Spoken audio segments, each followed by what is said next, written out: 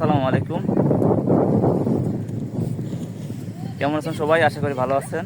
আবার চলে আসলাম নতুন একটি ভিডিও নিয়ে। দেখতেই পারতেছেন কি আছে।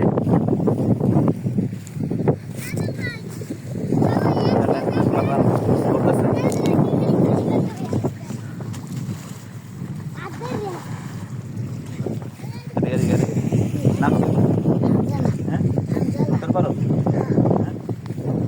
হ্যাঁ হাতের পারো। বাবুরে, দেখতে পাচ্ছেন কত ছোট একটা বাচ্চা।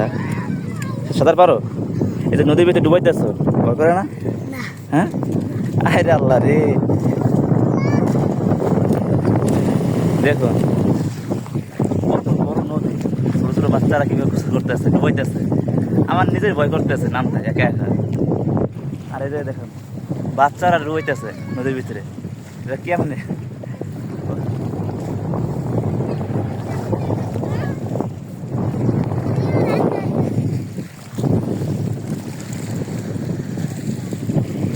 সাঁতার পারো দুজনে? সবাই সাঁতার পারো? সবাই? হায় আল্লাহ, কত দূর চলে গেছে।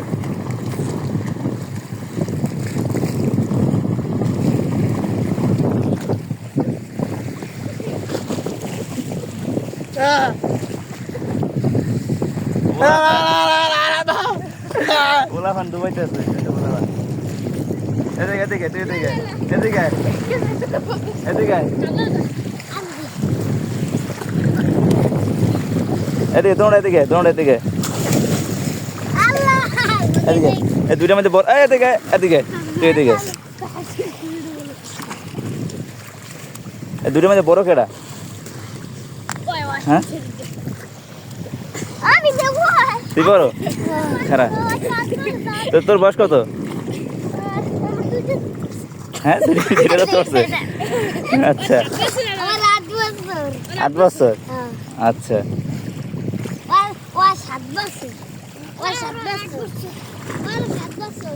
তুই যে এই নদীর মধ্যে ডুবো, ডর করে না? ডর করে না? কি কো নদীর মধ্যে বল কুমির আছে? হ্যাঁ কুমির আছে বলে নদীর মধ্যে?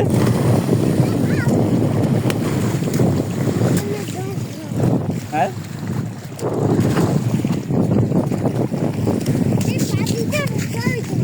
খাইবাও মাঝখানে খাইবাও। যাবি যা।